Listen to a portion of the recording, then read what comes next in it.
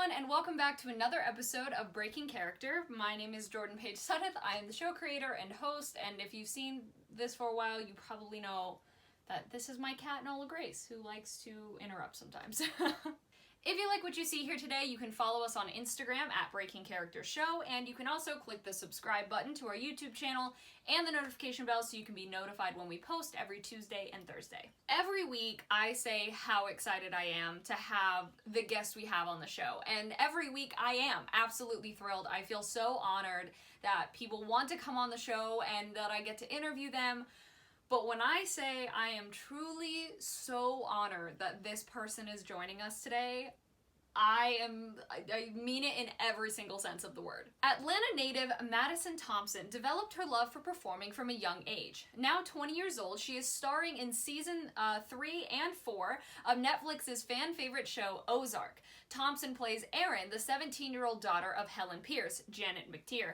In addition to Ozark, MADISON has appeared in several television series, including recurring roles on Kevin Probably Saves the World, ABC, and Shots Fired, Fox, as a guest star on NCIS New Orleans on CBS, and American Housewife on ABC, and Creepshow, AMC's Shudder, and additional appearances on Henry Danger, Nickelodeon, and Major Crimes, TNT, among other shows. MADISON began performing at the age of 10 in musical theater in a wide range of roles, from Ariel in Footloose to Wendy in Peter Pan. MADISON received a Schuler Award nomination for Best Supporting Actress in 2018 for her role as Wendy. Aside from acting professionally, MADISON is a presidential scholar at the University of Southern California. She is in the BCA program, which will lead to a business degree in cinematic arts. This joint degree allows her to learn about the financial side of the entertainment industry to complement her acting. Thompson is also minoring in musical theater and is a member of the Women in Cinema Club at USC. WCC is an all-female group that encourages relationships between different women at the university who are pursuing degrees and careers in the cinematic and entertainment industry. So, wow. Without further ado, let's head to Zoom. All right, everyone, here we are with the amazing MADISON THOMPSON. How are you doing today, MADISON? I am good. I'm not gonna lie, I'm in LA right now and the weather has been very gloomy and I never believed in seasonal depression until I moved here, and it definitely has been affecting my mood because being from Georgia, it's overcast all the time, so I was kind of used to it. But now I just expect there to be sunshine and like beautiful clear skies, and it's not today. So that means that I need to stay in and do work. I think that's but I'm good. I'm hanging in there. Yeah, I know. Los Angeles is such a beautiful place. And then you're like, wait, seasons and things. Yes. Yeah, today it's overcast here today in Georgia. So yes, very, very much. This is like most days out of the week. This is like March in Georgia. Yeah, basically. Yep, essentially. Well, thank you so much for being on the show. I really can't tell you how much it means to me. I was just going through pictures the other day of when we were in Los Angeles together with CSA, and I was like, oh my gosh, like, wow, those popped up. And so it has been so awesome to see your success, and I'm just so thrilled that you agreed to be on the show. Of course, when you reached out to me, I know it's been crazy trying to find a time to make it work, so I appreciate your patience, but I'm so happy I could be here. Oh my gosh, of course. I was like, everything's on your schedule, like you know, it was like, I will make it work. So let's start off with these 2 truths and a lie. So you're gonna tell them to me and I'm gonna attempt to guess, and we'll see how this goes. Okay, you ready? I am ready. So my first, I guess, answer of sorts, 2 truths and a lie. I broke my toe in a Zoom ballet class. Okay. My second one is my first day at USC. I sat next to Will Ferrell at this restaurant called Seeds, and I spilled my salad all over myself. No. And Will Ferrell just is an alumni of USC. Oh wow. So he'll like come around a lot. And then my last one is I tripped in my freshman year, like hallway for my dorm, and I had a yoga mat on my back and it fell around and it set off the fire alarm. Oh my god. You can guess which one's the lie. Yeah, okay. So this is very difficult for me. All right, cool. Wow, those are all great. And okay, you know what? I'm gonna guess I'm gonna guess that the first one's the lie, only because when we started this, I was talking about how I may have fractured my toe today. So that's my guess, is the first one. Okay, you are incorrect. I did break my toe last fall. I was in a Zoom ballet class because I'm doing a musical theater minor at USC. Mhm. And I had a Zoom class for intro to ballet. It was very easy. I am very uncoordinated. I am a mover, not a dance. I'm a strong mover. I'm not a dancer. And I did a grand jeté across my living room and I angled my foot out away and it hit the carpet and it like dislocated my toe and pushed it to the side, No. and I had to be taken to the emergency room by my boyfriend and my roommate. Um, I like it's on Zoom. It was recorded. It will exist on the internet for forever in front of my entire class. And then had to be taken to the ER to get my toe put back into my body. And yeah, and that was really weird because that was like heart of the pandemic. That was like in October. Oh, So it's terrifying to like try to find a place and be like so scared, like not wanting to get COVID, going places. And then so the lie is me spilling salad over all over myself next to Will Ferrell. I wish. Will Ferrell is a alumni of USC and he does do a lot of stuff, but he doesn't really hang out on campus that much because I think he would be mobbed. maybe. But I would gladly spill salad all over myself for Will Ferrell whenever he wants. He just needs to call me up. We just need to call Will Ferrell now. Just, hey, are you working on anything? Madison will do that. I will spill my salad. Well, yes. Okay, those were awesome. That was great. So, my first question for you is: you've been involved with so many projects over the course of your career so far, and lots of different genres. So, I wanted to ask, what's your favorite part of the process when you're cast in a new film or TV show? Ooh, that's a great question. Well, first of all, I have been very very fortunate to work on kind of all different types of shows, and so I think my favorite, I mean, obviously getting that phone call that you're joining a show is such a special moment. I remember when I got my call that I was joining the third season of Ozark. I was in my physics class. It was my last physics class of my senior year of high school, and we were in the middle of like going over the review for the exam, and I had been waiting for a call to see if I got it from my agent, and he called me in the middle of class, and I just remember grabbing my phone and running out the door without like any explanation. I was like, I'll be back, I'll be back, I'll be back. I have to answer this phone call. And so I think that's the best part. It's like getting that phone call. It's like, you do so many auditions, you put so much work in it, you get told so many times no. So to get that phone call with a yes finally is a big moment. And I love when I like actually get onto the set of a show, making friends with all of the crew. I think that's one of my favorite parts of I was so fortunate to work on Ozark for such a long time and for so many months that it really does become like a family. A lot of the people on the set have like dogs and stuff. So every morning it's really exciting to go to work and hear about what they worked on yesterday, what they did that weekend, how their dogs are doing. It's like going to school and you have friends, but you go to work and you have friends. So I really love that bonding aspect of it. That's so great. I love that. I think that I would agree that on the smaller projects I've been on, I do love that sense of community that comes with it. And you just, it's as you said, it's like that family that comes from it. So I think that's awesome. And yeah, I can imagine that phone call. I can imagine your physics teacher being like, Yep. okay, moving on. Moving on. Yes. So, okay. So as you mentioned, you're also a student at USC, which is so impressive. Oh my gosh. So how do you balance school and work? What are some of the difficulties you face with that? That is the ultimate question. Some days I really honestly, it's like you take it a day at a time. And it's one of those things that I've juggled doing school and work since I got into acting. Education is really something that's very important to me, and I knew I always wanted to go to college. And I love acting, and so that meant that those two things had to come together. I think my biggest like tip or trick that I don't even notice that I'm really doing, but I try to be like 2 to 3 days ahead on everything, because what'll happen with school is like you have deadlines and you know when things are going to be like when you have to turn things in, when you have papers, when you have exams, when you have meetings with your teachers. All those things are very much planned. What's not planned is the auditions and the calls that you get and the callbacks you got to do, and then you got to fly to this place and you got to quarantine here and there. Those things are all up in the air all the time. So what I try to do is get so far ahead on my school schedule that when the craziness of acting comes into play, like it did yesterday with 7 auditions in 24 hours, I'm not afraid, and it's not like a battle of, okay, which one am I going to choose, acting or school? School's already done, so that I can focus my time on acting. And then the like benefit of that is being so far ahead. If I don't get an audition, or it's slow season, I get time off and I can kind of like relax because I'm so ahead. But definitely, like, I try to get my papers done a week in advance. My friends think I'm crazy, but I try to get them done a week in advance. All of my homework, like the second it's assigned, I try to get it done, which means that I look like, one of my roommates asked me the other day, she goes, all you do is work. Like, do you ever stop? And I was like, no, I don't. Not really.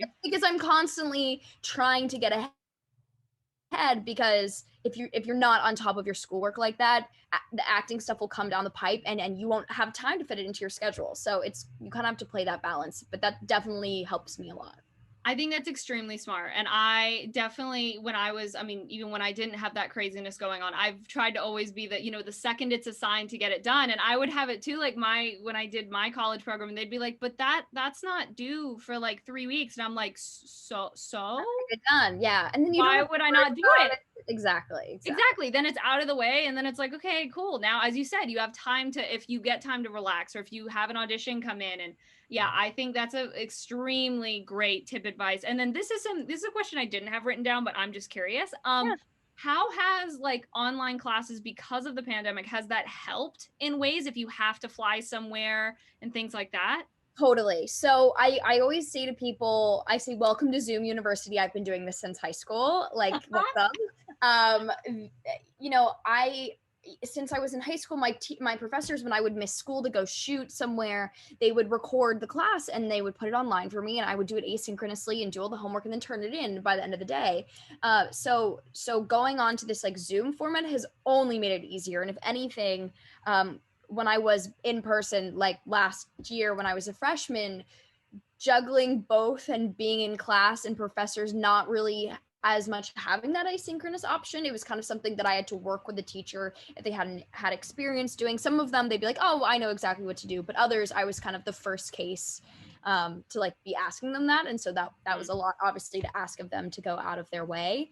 But now every single one of my classes has an asynchronous option. And it's really exciting for me because even hopefully, knock on wood, if we can go back in the fall and it's safe enough, they're always going to have that asynchronous option, regardless if it's a student that has like, obligations at home, or you're sick, or you've got family things that you need to do, or you're just mental health day and you cannot make it to class. There should always be an asynchronous option for students to stay caught up, and it's a great way to review. So it's exciting for me. That's one of the silver linings of this pandemic, is it's made it a lot easier to manage doing school and acting. That's great. I definitely agree. There should always be that other option. And absolutely, I did high school online for my last 2 years of it. So when my college program, the last half of the year, we went online, I was like, oh, okay. Yeah. Like, in fact, like going back in person at the beginning of the year, I was like, I have to get used to this again. Yeah, you gotta like get up, put clothes on. You gotta schedule the time. You can't just open your laptop. Yeah, exactly. So yeah, I'm so glad to hear that, and I hope schools will continue to do that even when the pandemic is over or is much safer, because I think it is. It's got so many benefits to it as well. All right, so wild card question, completely has nothing to do with anything. What is the longest you've gone without sleep, and why? Oh God. I take my sleep pretty seriously. So I'm usually, I wish I had like a good story or an example, but I think I'm going to have to be like probably one of those sleepovers when I was in middle school, and I just like, you go there and you're like, the parents turn off the light and they're like, good night, go to sleep. And then you just absolutely do not. My parents were love them to death, but they did not enjoy sleepovers. They had their own they were like, you can sleep over at our house, but you can't sleep over at other people's houses. So I never really went to sleepovers. So when I did get to go, it was a big event. And so I was like, I'm going to like use this up. So I think middle school was probably there has to have been a night or two where I just did not sleep. And then, the next day was school. So I was like doing homework and stuff. So I just was exhausted, and I'm sure a total wreck and a little monster to my family. But I take sleep pretty seriously though. So I try to stay on top of it. I can relate to that. I think, yeah, sleep is I'm very much like, okay, if I am not in bed by like midnight at the latest, there is something wrong. Yeah, Like, something exactly. needs to change. Like, yeah, no, absolutely not.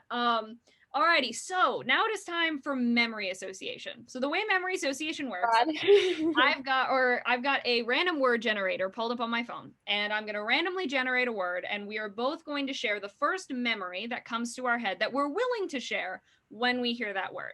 Okay. All right, here we go. Our word is treatment. And of course, too, if you want to pick a different word, we totally can. Treatment.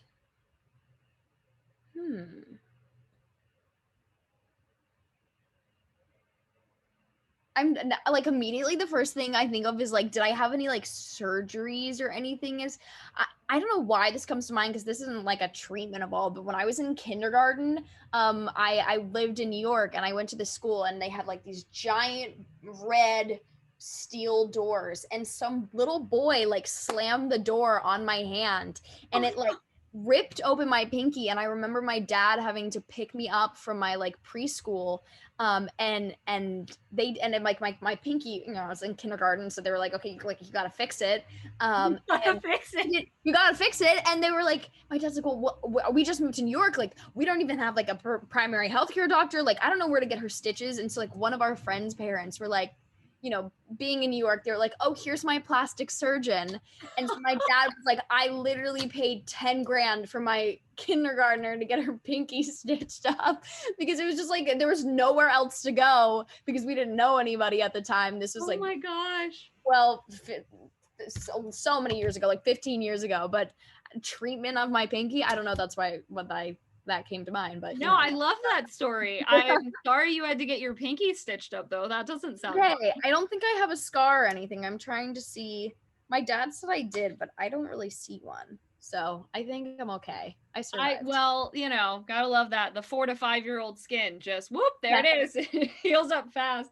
Mine that I thought of was I'm actually gonna share one that, since you shared that type of story, I have one too, where I about like an accident that happened that I was probably like 7 or 8, I think. And we were in one of those like areas where you can like ski and like sledding and whatever. And so it had snowed there recently. And so behind the hotel we were staying at, there was a nice like little hill.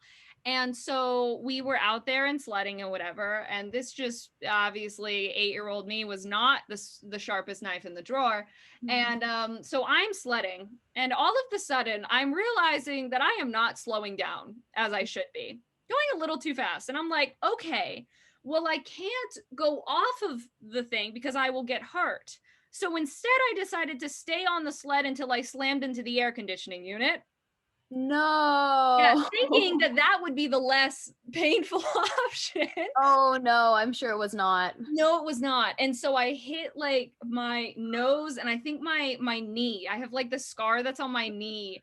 And for my parents were like, why didn't you just dip off the sled? And I was like, but that would make me get hurt. And they're like, you slammed into the air conditioner. I think you chose the worst option there. I chose the worst option. So I was like, okay, so yeah, that's what your story reminded me of, but that was more fun than any other one I was thinking of. Good, perfect. I'm definitely not the most graceful human being in the world. Never have been. Alrighty, so back to the questions. So if you could tell your younger self who was starting out in the industry something that you know now, what would you say? 100% everything happens for a reason. The universe works in mysterious ways, and the roles that you're supposed to get and the path that you take, it happens the way it's supposed to. I think it's really hard, and especially when you're starting out in acting, that you get really attached to every role that you're auditioning for. You kind of start imagining your life of what it would be like if you ended up getting it. And if I've learned anything, it's, the roles that you are supposed to get, you're going to get. And as long as you are doing the work, you're going to be making relationships with casting directors that will, I mean, still, especially the ones in Atlanta, there's some incredible casting offices that I've been in for a bajillion times. And I've never booked anything with them, but they're, I do good work. And so they call me back in. And just because like you don't get that one audition that you really like dreamed of and hoped of, I've countless where I was so disappointed when I didn't get it, but it all happens and unfolds the way it's supposed to. So just, enjoy the process, because it's like 90% process, 10% actually working. I think that's such a good bit of advice, and I totally agree with that. There is, if you don't get a role, that means it was meant for someone else. Mhm. It was their time, it was their role, and it just happens. Yep. Yeah, I totally agree with that. So piggybacking off of that last question, if you had any advice you would give, it can be career advice, life advice, what would you like to say to those that are watching? Oh, any type of advice? Anything. Oh gosh. I mean, the universe, like the world unfolding the way it's supposed to, is definitely kind of my, at least recently, my kind of creed that I've been going by, especially with the way this pandemic has turned out and how it's affected work and the shows that I'm on. It's just like it's all going to happen the way it's supposed to happen. But I think in addition to that, I'll give like one advice for either. So for people that are interested in getting into acting, it's never too early and it's never too late. If you can, the earlier you can get into it, the better. But just because you're getting into it late doesn't mean that you can't still be a part of it. But I definitely recommend for people, if you're thinking about it all, take a class. Just try it out. Get yourself in class. It's the most important thing that you can be doing. My boyfriend just started TV and film acting, and he's starting a class next week. And he is a junior in college and is coming into it more last minute than most people, than me. But you are your own, unique person. You're going to bring special things to the role that nobody else is going to do. And the casting directors are going to want you. So just because you don't look exactly like this person or sound or are funny the way this person is, like, you are, like, be confident in your abilities and get into class, work on them, and you'll see results. But the sooner you can get into class, the better. And then just for like general advice, chocolate. That's all I'm going to say. Just chocolate. I love that. Chocolate. If you're feeling good, chocolate. If you're feeling like in between, chocolate. I think chocolate just solves a lot of problems.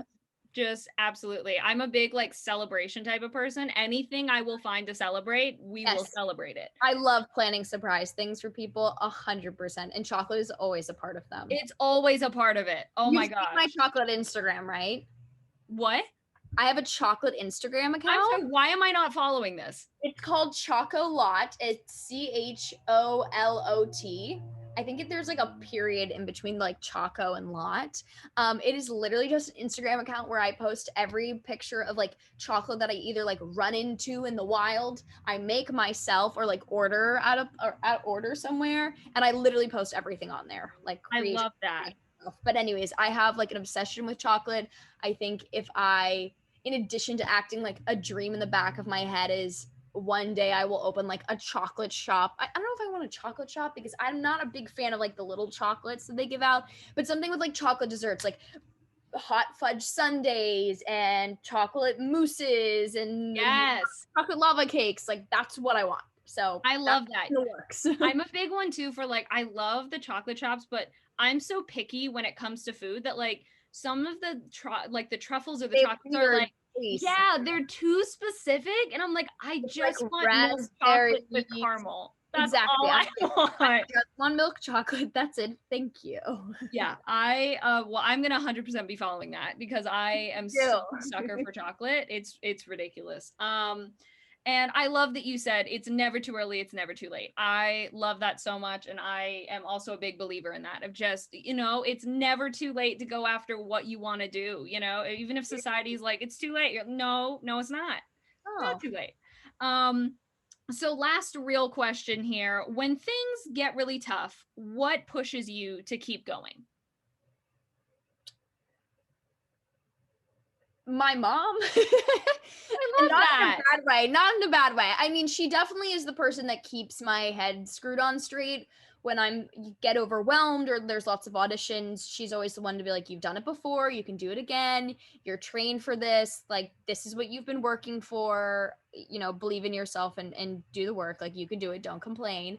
But at the same time where, you know, when there are hard days and I am overwhelmed, like I look at how much my mom has helped me in my career. She is not a stage mom whatsoever. She is an incredibly smart lawyer that is like one of the partners at a law firm. She's brilliant and she works so hard at her job, one to like provide for our family, but also takes so much time in addition to that she does not need to do to help me with my career. To this day I'm 20 and she is still help. I was on the phone with her this morning talking through the auditions and she was giving me feedback on the other auditions that I sent in because she's watched a million of my tapes. But she works so hard and is so kind and giving and helps me that I'm like I can't complain because my mom is doing double duty and she's working so hard to make sure that I can go to this school and I can take these acting classes and I can pay to like go get my tapes done or do them myself with like the materials that I have. So I owe it to her to put my best foot forward. It's not going to be perfect every single day. You're going to have off days too, but still giving it the best that I can. Yeah, I moms are awesome. Moms are the best. Moms are amazing. And I think that's Love you, that's mom. yes, love moms. I love that. I say I love that way too much, but it's because genuinely I do. I Um, understand. okay, last thing, where can people follow you to keep up with what you're doing? Mostly Instagram. Madison Thompson, just my name is my username. I have a Twitter. I don't really use it. My publicist gets mad because of it. I am on TikTok. I don't really post on it either, but I like to scroll through TikTok. So I'd say Instagram is usually the place where if I am gonna post on social media, which is not as much as I probably should, that's where you'll see things. Whether it be on my story or maybe Chocolate. If you're like really wondering what I'm up to, it's probably has to do with chocolate. I think that's fantastic. And I will put that in the description box below so everyone Oh can my follow gosh. you there. You're so sweet. Yes, well, I thank you so much again for being Of on the show. course. I am so excited for this interview to go up, and it was so great to like talk with you again. It's been Yes. many years. I know. But already, well, I'm gonna click stop on the recording, so we are going to head out of Zoom. Thank you so much for watching today. I really hope you enjoyed. If you did, feel free to leave a like, a comment if you want. You can subscribe to the channel and you can follow us on Instagram at Breaking Character Show. All of Madison and I's social media is in the description box below if you would like to follow us on any of that. And if you yourself are a creative and you're interested in being on the show, you can check out a link below that will tell you how to submit. Now, if you're a big YouTube fan, especially a fan of sketch comedy and skits on YouTube, you may know who our guest is for next week. Our guest for next week is going to be Jack Thomas, or you may know him on YouTube as Jack Pop. Jack is an extremely talented filmmaker, editor, and actor who makes skits and sketch comedy shorts here on YouTube. Thank you so much again for watching, and we will see you next Tuesday.